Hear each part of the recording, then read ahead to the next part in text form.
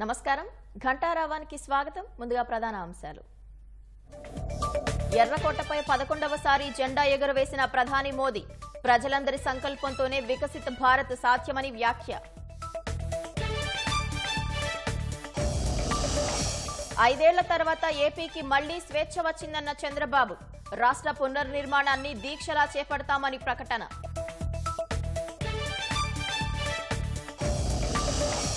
దేశవ్యాప్తంగా ఘనంగా స్వాతంత్ర్య దినోత్సవం ఊరువాడల్లో రెపరెపలాడిన త్రివర్ణ పతాకం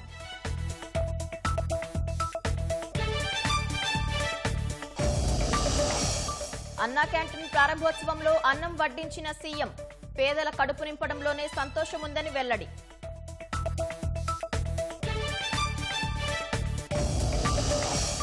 వెయిటింగ్ ఐపీఎస్లకు మెమోల జారీ వెనుక సంచలన నిజాలు వైసీపీ అరాచకాల కేసులు నీరుగార్చే కుట్ర చేస్తున్నట్లు గుర్తింపు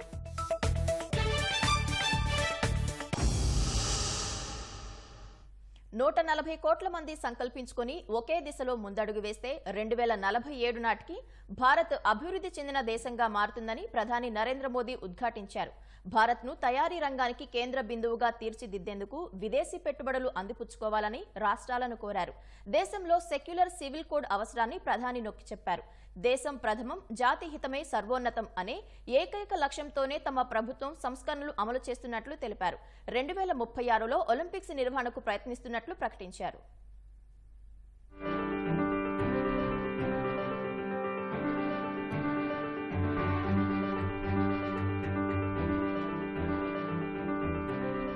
దేశ 78వ స్వాతంత్ర్య వేడుకలను పురస్కరించుకుని ప్రధాని నరేంద్ర మోదీ ఢిల్లీలో ఎర్రకోటపై మువ్వన్నెల జెండాను ఎగురవేశారు. వరుసగా 11వసారి ఎర్రకోటపై జెండాను ఆవిష్కరించిన ప్రధాని మాజీ ప్రధాని మన్మోహన్ సింగ్ పేరిట ఉన్న రికార్డును అధిగమించారు. అత్యధిక సార్లు ఎర్రకోటపై జాతీయ జెండాను ఎగరేసిన ప్రధానుల్లో నెహ్రూ, ఇందిరాగాంధీ తర్వాత 3వ స్థానంలో మోదీ నిలిచారు. ఎర్రకోట వద్దకు చేరుకున్న ప్రధాని మోదీకి రక్షణ మంత్రి రాజ్నాథ్ సింగ్ స్వాగతం పలికారు. అనంతరం ప్రధాని భద్రతా బలగాల గౌరవ వందనం స్వీకరించారు. తర్వాత ఎర్రకోటపైకి చేరుకున్న మోదీ జాతీయ జెండాను ఎగురవేశారు. కేంద్ర మంత్రులు, ప్రతిపక్ష నేతలు, 6000 ప్రత్యేక మంది అతిథుల సమక్షంలో జాతీయ జెండా సగర్వంగా రెపరెపలాడింది. 2047 వికసిత భారత్ థీమ్తో 15 ఆగస్టు వేడుకలు నిర్వహించగా ఎర్రకోట వద్ద ప్రత్యేక హెలికాప్టర్లతో పూలవర్షం కురిపించారు.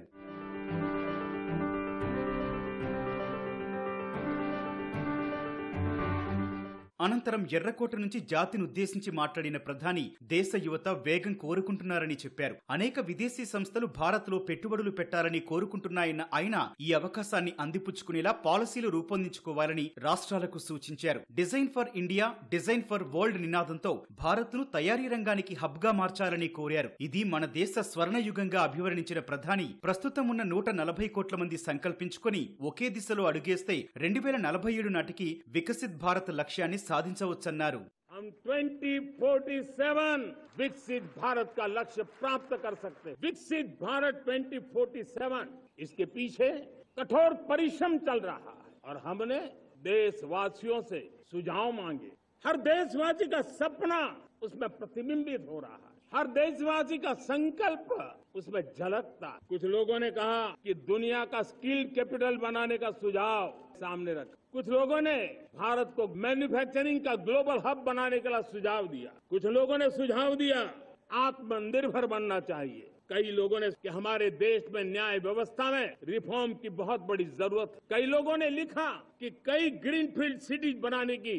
जब देशवासियों की इतनी विशाल सोच हो, देशवासियों के इतने बड़े सपने हो, तब हमारे भीतर एक नया संकल्प दृढ़ बन जाता है. ఒకప్పుడు ప్రజలు కనీస సౌకర్యాలు కల్పించమని పాలకులను కోరేవారన్న ప్రధాని ఇప్పుడు అవి వారి గుమ్మం ముందే లభిస్తున్నాయని చెప్పుకొచ్చారు. తమ ప్రభుత్వం తీసుకున్న చర్యలు దేశాభివృద్ధికి బ్లూ ప్రింట్ గా అభివర్ణించిన మోదీ దేశ హితం కోసం మరిన్ని సంస్కరణలు తెస్తామని సంకేతాలిచ్చారు. తరచూ వస్తోన్న ఎన్నికలతో పథకాల అమలు నిలిచిపోతోందన్న Modi one nation one election ప్రతిపాదనను మరోసారి ప్రస్తావించారు. అంతరిక్ష రంగం భారత్ను బలోపేతం చేసే కీలకంశమని పేర్కొన్నారు. భారతీయ విద్యార్థులు విదేశాలకు వెళ్లకుండా మన దేశంలోనే చదువుకునేలా నలందా స్ఫూర్తితో విద్యారంగాన్ని తీర్చిదిద్దాలని ప్రధాని సూచించారు. విదేశీ విద్యార్థులు భారత్ కు వచ్చి చదువుకోవాలనేది తమ అభిమతమని చెప్పారు. దేశంలో సెక్యులర్ సివిల్ కోడ్ అమలు చేయాల్సిన సమయం వచ్చిందన్నారు.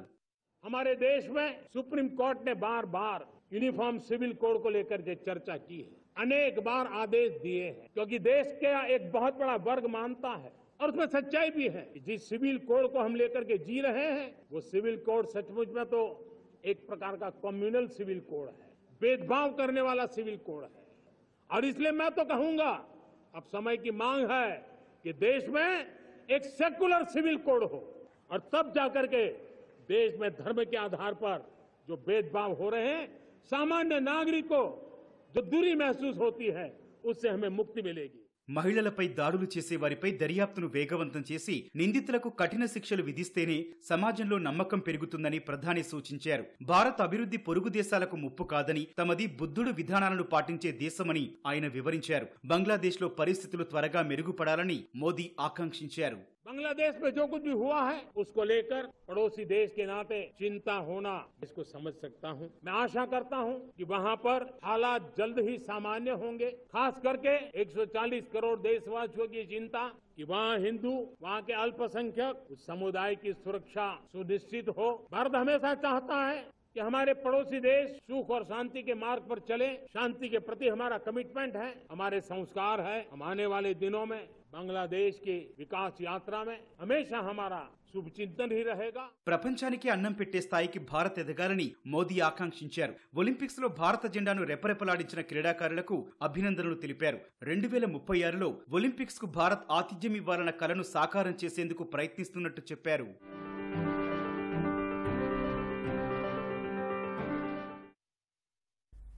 దేశవ్యాప్తంగా 78వ స్వాతంత్ర్య వేడుకలు ఘనంగా జరిగాయి. ఈ రోజు ప్రపంచంలోనే అతిపెద్ద శక్తివంతమైన ప్రజాస్వామ్యానికి పునాది అని ఉపరాష్ట్రపతి జగదీప్ ధన్ఖడ్ అన్నారు. సామాజిక మాధ్యమం ఎక్స్ ద్వారా స్వాతంత్ర్య శుభాకాంక్షలు తెలిపిన ఉపరాష్ట్రపతి న్యాయం, స్వేచ్ఛ, సమానత్వం, సౌభ్రాతృత్వానికి ఈ వేడుక ఆదర్శమన్నారు. భారతీయులందరూ దేశం పట్ల తమ విధేయతను, తమ కర్తవ్యాన్ని తెలిపే రోజు ఇదని కేంద్ర హోంశాఖ మంత్రి అమిత్ షా అన్నారు. దేశాన్ని బానిస సంకెళ్ల నుంచి విముక్తి చేసిన స్వాతంత్ర్య సమరయోధులందరికీ సెల్యూట్ చేస్తున్నానని తెలిపారు. ఢిల్లీలోని తన అధికారిక నివాసంలో రక్షణ మంత్రి రాజ్నాథ్ సింగ్ త్రివర్ణ పతాకాన్ని ఎగురవేశారు. కేంద్ర మంత్రులు శివరాజ్ సింగ్ చౌహాన్, కిషన్ రెడ్డి ఢిల్లీలోని తమ అధికారిక నివాసాల్లో జాతీయ జెండాను ఎగురవేశారు. కేంద్ర వైద్యారోగ్య శాఖ మంత్రి, భాజపా జాతీయ అధ్యక్షుడు జేపీ నడ్డా ఢిల్లీలోని భాజపా కేంద్ర కార్యాలయంలో జెండా ఎగురవేశారు. తన నివాసంలో కాంగ్రెస్ జాతీయ అధ్యక్షుడు మల్లికార్జున ఖర్గే త్రివర్ణ పతాకాన్ని ఎగురవేశారు. ఢిల్లీ లెఫ్టినెంట్ గవర్నర్ వీకే సక్సేనా తన నివాసంలో 78వ స్వాతంత్ర్య వేడుకలు ఘనంగా నిర్వహించారు. జాతీయ జెండాను ఎగురవేశారు. 5 ఏళ్ల వైసీపీ పాలన తర్వాత ఏపీ ప్రజలకు మళ్లీ స్వాతంత్ర్యం లభించిందని ముఖ్యమంత్రి చంద్రబాబు అన్నారు. జగన్ పాలనలో దెబ్బతిన్న ఏపీ బ్రాండ్ను తిరిగి సాధించేలా చర్యలు చేపట్టినట్లు స్పష్టం చేశారు. రాష్ట్ర పునర్నిర్మాణాన్ని దీక్షలా చేపడతామని, దీనిలో ప్రజలందరూ భాగస్వామ్యులు కావాలని స్వాతంత్ర్య వేడుక వేదిక నుంచి పిలుపునిచ్చారు. విజయవాడ ఇందిరాగాంధీ మున్సిపల్ స్టేడియంలో 78వ స్వాతంత్ర్య పండుగ వైభవంగా జరిగింది. వేడుకలకు హాజరైన సీఎం చంద్రబాబు మువ్వన్నెల పతాకాన్ని ఆవిష్కరించారు. పోలీసు దళాల నుంచి గౌరవ వందనాన్ని స్వీకరించారు. ప్రభుత్వ పథకాలను ప్రదర్శిస్తూ వివిధ శాఖలు రూపొందించిన శకటాలను తిలకించారు. విధి నిర్వహణలో అత్యుత్తమ సేవలందించిన పోలీసు అధికారులకు మెడల్స్తో పాటు వివిధ సంస్థలకు అవార్డులు అందించారు.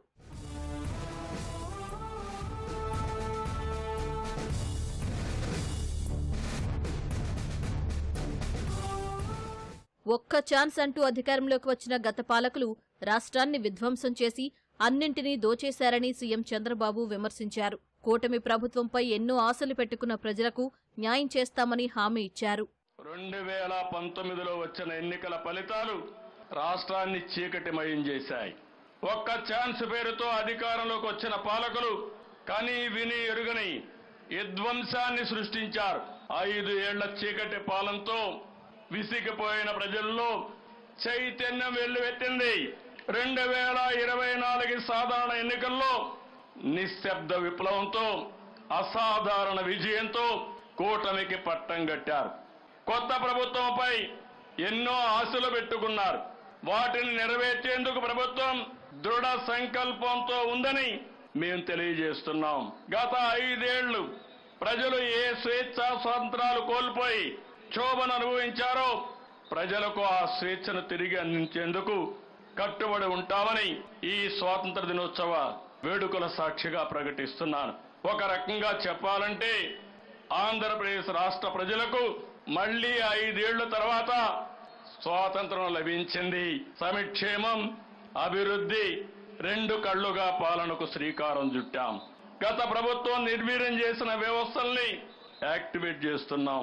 గత 5 ఏళ్లలో దెబ్బతిన్న ఆంధ్రప్రదేశ్ బ్రాండ్ ని తిరిగి పొందేందుకు ఒక రెవల్యూషనరీ చర్యలు. ఎన్ని ఇబ్బందులున్నా సూపర్ 6 హామీలు అమలు చేస్తామని భరోసా ఇచ్చారు.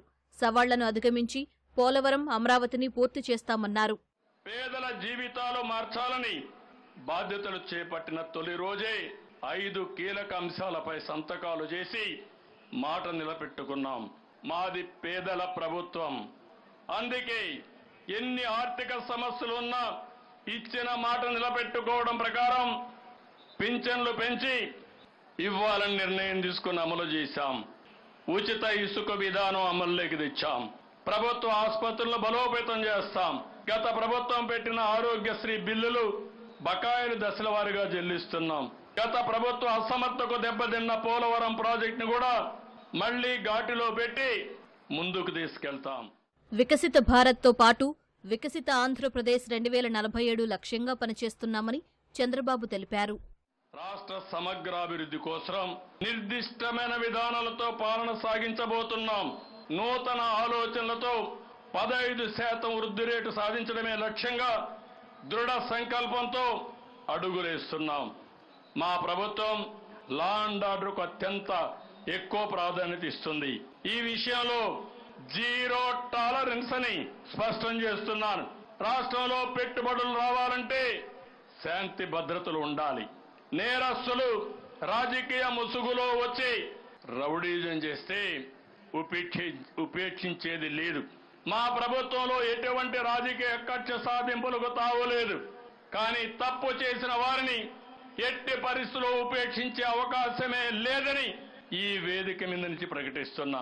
అవినీతికి పాల్పడి ప్రజల ఆస్తులను దోచుకున్న వారి నుంచి ఆ ఆస్తులు చట్టపరంగా తిరిగి రాబట్టి ప్రజలకు అందేలా చేస్తాం. తప్పు చేసిన వారికి శిక్ష పడే వరకు విశ్రమించాలని ప్రజలకు తెలియజేస్తున్నా. పేదరికం లేని సమాజం నెలకొల్పేందుకు ప్రతి ఒక్కరూ నడుం బిగించాలి. రాష్ట్ర పునర్నిర్మాణ యజ్ఞంలో ప్రతి ఒక్కరూ భాగస్వాములు కావాలని పిలిపిస్తున్నాను. అప్పట్లో బ్రిటిష్ వారిని, వర్తమానంలో నియంతలను ప్రజలంతా ఏకతాటిపై నిలిచి తరిమి కొట్టారని ఉప ముఖ్యమంత్రి పవన్ కళ్యాణ్ అన్నారు. 15 ఆగస్టు సందర్భంగా కాకినాడలో జరిగిన వేడుకల్లో ఆయన పాల్గొని జెండా ఆవిష్కరించారు. అనంతరం గౌరవ వందనం స్వీకరించారు. అభివృద్ధితో పాటు ప్రజా సంక్షేమానికి అధిక ప్రాధాన్యత ఇస్తూ తమ ప్రభుత్వం పాలన సాగిస్తోందన్నారు. ప్రజా సంపదను దుర్వినియోగం చేసిన వారిని ఎవరినీ వదిలిపెట్టబోమని అన్నారు. శకటాల ప్రదర్శన, పోలీస్ పరేడ్, సాంస్కృతిక కార్యక్రమాలు అలరించాయి. పవన్ కుమార్తె ఆద్య కూడా స్వాతంత్ర్య వేడుకల్లో పాల్గొన్నారు. సంక్షేమం, సామాజిక న్యాయం మౌలిక లక్ష్యాలుగా సుపరిపాలనను ఈ రాష్ట్ర ప్రభుత్వం ప్రజలకు అందిస్తుంది. సూపర్ 6 ప్రాధాన్యతల అమలుతో రాష్ట్ర పునర్నిర్మాణానికి షణ్ముఖ వ్యూహంతో ముందుకు వెళ్తుంది. డొక్కా సీతమ్మ గారు ఆమె మహోన్నత జీవితం ఆశయాలకు నివాళిగా ఎన్డీఏ రాష్ట్ర ప్రభుత్వం పాఠశాలల్లో మధ్యాహ్న భోజన పథకాన్ని డొక్కా సీతమ్మ గారి పేరిట అమలు చేస్తుంది. జాతి సగర్వంగా చెప్పుకునే స్వాతంత్ర గణతంత్ర దినోత్సవాలను నిర్వహించేందుకు గత 34 ఏళ్లుగా చిన్న పంచాయతీలు కేవలం 100 రూపాయలు, పెద్ద పంచాయతీలకు 200 రూపాయలు మాత్రమే ఇవ్వడం జరుగుతోంది. నేటి నుండి ఇకపై ఆ వేడుకలకి మైనర్ పంచాయతీలకు 10,000 రూపాయలు, మేజర్ పంచాయతీలకు 25,000 రూపాయలు నిధులు సమకూరుస్తున్నాం. ఇచ్చిన మాటకు కట్టుబడి ప్రజా సంక్షేమం, రాష్ట్రాభివృద్ధి లక్ష్యంగా ప్రభుత్వం పనిచేస్తుందని మంత్రి నారా లోకేష్ అన్నారు. గుంటూరులో నిర్వహించిన స్వాతంత్ర్య వేడుకల్లో పాల్గొన్న లోకేష్ జాతీయ జెండా ఎగురవేశారు. పోలీసు బలగాల గౌరవ వందనం స్వీకరించారు. ఉత్తమ ప్రతిభ కనబరిచిన పోలీసులు, ఉద్యోగులకు పురస్కారాలు ప్రదానం చేశారు. స్వాతంత్ర్యం కోసం పోరాడిన మహనీయుల స్ఫూర్తితో అందరం కలిసికట్టుగా పనిచేద్దామని ప్రజలకు పిలుపునిచ్చారు. ఎంతమంది పిల్లలు ఉంటే అంతమందికి తల్లికి వందనం పథకాన్ని అమలు చేస్తామన్నారు. చేనేత వస్త్రాలకు జీఎస్టీ రద్దుపై కేంద్రంతో చర్చిస్తున్నామని మంత్రి లోకేష్ తెలిపారు. ప్రభుత్వం ఏర్పాటైన తర్వాత జరుగుతున్న ఈ స్వాతంత్ర దినోత్సవ వేడుకల్లో అందరి కళల్లో ఆనందం కనిపిస్తుంది. చంద్రబాబు నాయుడు గారి హామీలకి కండిషన్లు ఉండవు. అనవసరమైన రూల్స్ తో సంక్షేమ కార్యక్రమాలు మేము కట్టు చేయం. పెన్షన్ ఒకేసారి 1000 రూపాయలు పెంచి 4,000 రూపాయలు చేశాం. ఇచ్చిన సూపర్ 6 హామీలకి మేము కట్టుబడి ఉన్నాం. యువతకు 20 లక్షల ఉద్యోగాల కల్పన మా లక్ష్యం. అన్న క్యాంటీన్ ఆరంభిస్తున్నాము. మహిళలకు ఉచిత బస్ ప్రయాణం, ఏడాదికి ఉచితంగా 3 గ్యాస్ సిలిండర్లు, 18 నుంచి 59 సంవత్సరాల వయసు కలిగిన మహిళలకి నెలకి 1,500 రూపాయలు అందిస్తాం. ప్రతి రైతుకి ఏడాదికి 20,000 రూపాయలు ఆర్థిక సహాయం చేస్తాం. స్వాతంత్ర దినోత్సవం సందర్భంగా తాడేపల్లిలోని వైసీపీ కేంద్ర కార్యాలయంలో జాతీయ జెండాను పార్టీ అధ్యక్షుడు జగన్ ఆవిష్కరించారు. గాంధీజీ చిత్రపటానికి పూలమాలలు వేసి నివాళులు అర్పించారు. కార్యక్రమంలో శాసనమండలి ప్రతిపక్ష నేత లేళ్ల అప్పిరెడ్డి, ఎంపీ వైవి సుబ్బారెడ్డి, మాజీ మంత్రి బొత్స సత్యనారాయణ, పలువురు పార్టీ నేతలు, కార్యకర్తలు పాల్గొన్నారు. స్వాతంత్ర్యం కోసం పోరాడిన యోధులందరికీ మనస్ఫూర్తిగా నివాళులర్పిస్తున్నట్లు జగన్ తెలిపారు. రాజ్భవన్లో నిర్వహించిన ఎట్ హోం కార్యక్రమంలో ముఖ్యమంత్రి చంద్రబాబు దంపతులతో పాటు డిప్యూటీ సీఎం పవన్ కళ్యాణ్, మంత్రులు నారా లోకేష్, కొల్లు రవీంద్ర, నాదెండ్ల మనోహర్ పాల్గొన్నారు. రాజ్భవన్లో గవర్నర్ అబ్దుల్ నజీర్ ఇచ్చిన తేనీటి బిందు కార్యక్రమానికి high court CJ justice Dheeraj Singh Thakur దంపతులు, హైకోర్టు జడ్జిలు హాజరయ్యారు. ఈ కార్యక్రమానికి పీసీసీ అధ్యక్షురాలు షర్మిలతో పాటు వివిధ పార్టీల నేతలు, ప్రముఖులు, క్రీడాకారులు హాజరయ్యారు. ఎమ్మెల్యేలు, రాజకీయ ప్రముఖులు హాజరైన ఈ కార్యక్రమంలో గవర్నర్ అబ్దుల్ నజీర్ అందరినీ పేరు పేరున ఆప్యాయంగా పలకరించారు. గవర్నర్కు మంత్రులను, ఎమ్మెల్యేలను మంత్రి లోకేష్ పరిచయం చేశారు. అంతకుముందు నారా లోకేష్తో పీసీసీ అధ్యక్షురాలు షర్మిలారెడ్డి కొద్దిసేపు ముచ్చటించారు.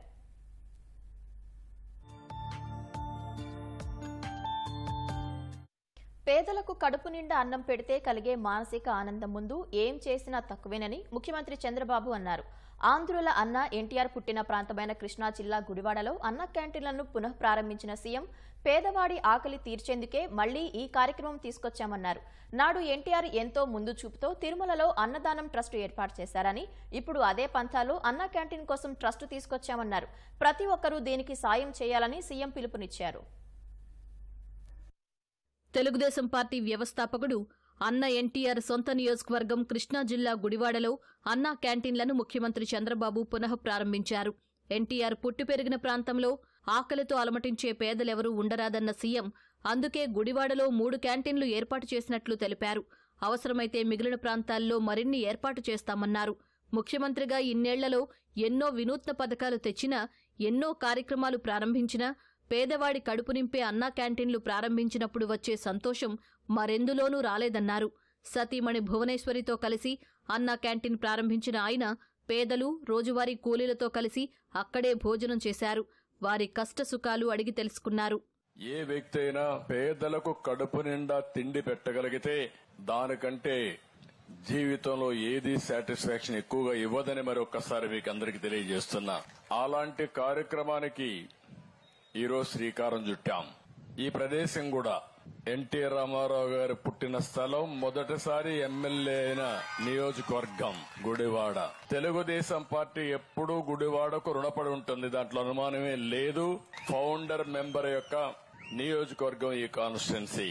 అలాంటి నియోజకవర్గంలో ఈ రోజు అన్నా క్యాంటీన్ పునః ప్రారంభించాం. దుర్మార్గమైన కార్యక్రమాల వల్ల ఈ రోజు మళ్లీ ప్రారంభించాం. ఎన్టీ రామారావు గారు పుట్టిన ఈ స్థలంలో ఎవ్వరు కూడా తిండి లేదనకుండా ప్రతి ఒక్కరిని ఆదుకునే బాధ్యత తెలుగుదేశం ఎన్డీఏ ప్రభుత్వం తీసుకుంటాం.